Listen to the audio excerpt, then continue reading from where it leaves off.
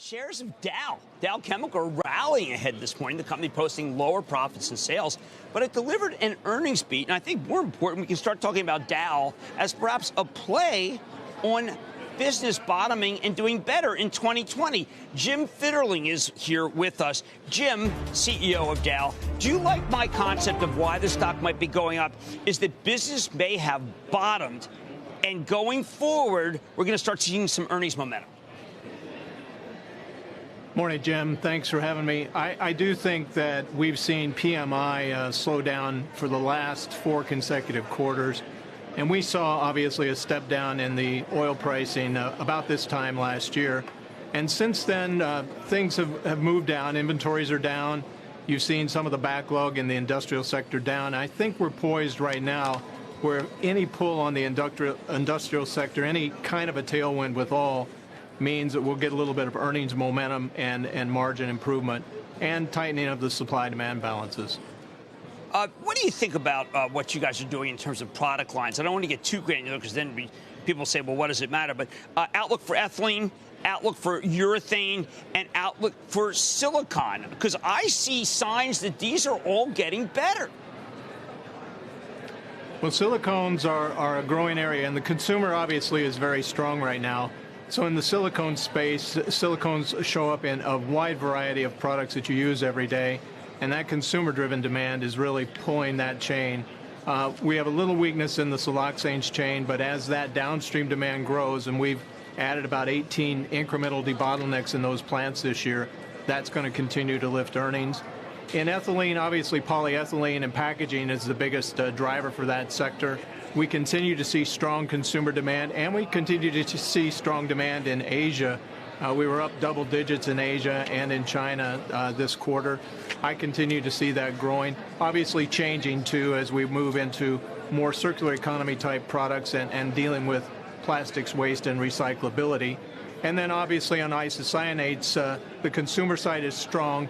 A lot of isocyanates go into construction, they go into industrial, they go into automotive sector as well. And as you know, automotive, especially in China, has been a bit slow. So we see any pull on demand on the automotive side, I think you're going to see these things take off.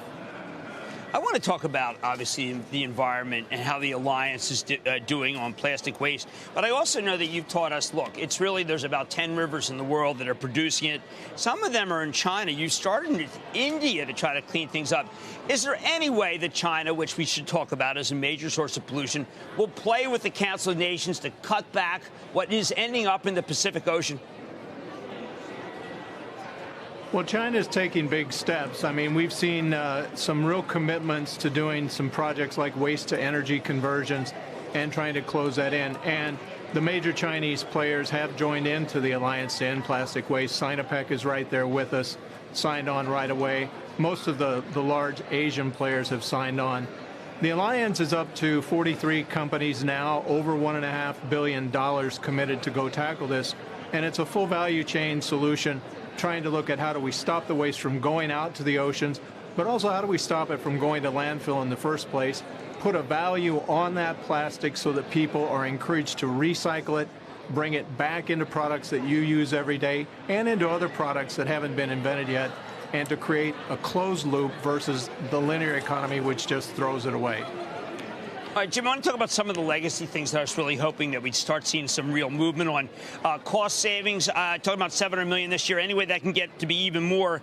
And then what about Kuwait and Sadara? I mean, Sadara, your predecessor really told us that Sadara, Andrew Livers, was really going to be the savior of the upside. Jim, to me, this Sadara seems like a dead weight, and it's an albatross. It's a millstone around your neck.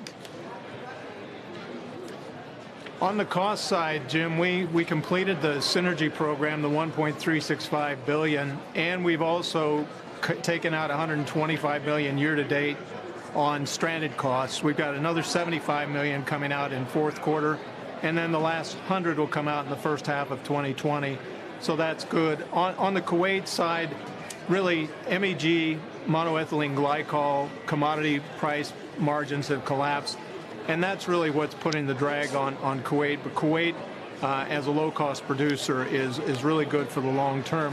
And Sadara, as I mentioned before, is really about the financing that was done on the project. So it was really heavily loaded with project financing. We made a lot of progress in the third quarter together with Aramco to do some things to get ready to reprofile that debt. And as we do this in the fourth quarter, we'll finish the last agreement that will create the project completion date, and then we'll go into the beginning of the year renegotiating the debt with the lenders. And what that does is it takes 10 years of straight line depreciation on that full debt on Sadara, and we'll stretch it out over a much longer tenor. And that's really the drag that you see on Sadara. Its cost position is good. It generates EBITDA, but its financial expense right now is what we have to address. And in this environment, this is the right time to get that done. All right, one last question. It's a little more ethereal, and to use Ned Siegel's, Jack Dorsey's word, existential. I think that what's happened, Jim, you know I've said this to you before, that there are a lot of money managers who are now millennials, and they think that plastic is basically something that should not be made.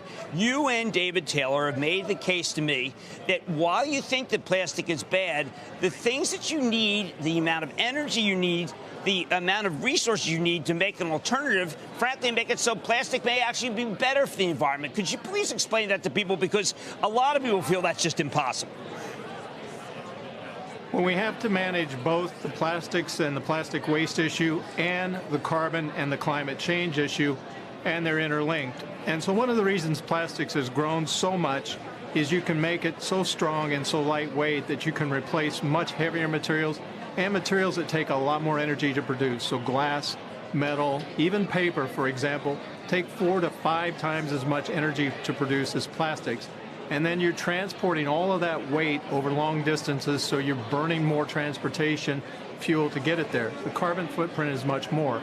If you replaced all the plastic packaging today with those other materials, waste would increase 25 times.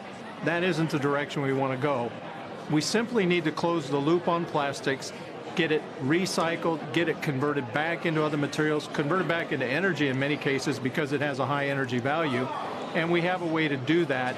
And I think people are trying to make this to be an insurmountable problem. It is not. The plastic waste in the ocean issue is 8 million tons a year. That's a very manageable number. We'll tackle that with the Alliance and with governments and with local municipalities on programs to show them how to make this work. And that's what the Alliance is all about. Well, I got to salute you, Jim. I know that your work with the Alliance is real, that it's not what we call greenwashing. I know you two are very concerned that we get the plastic island out in the Pacific, and you're working real hard to do it. I want to thank Jim Fitterling, CEO at Dow Chemical. Good to see you, sir.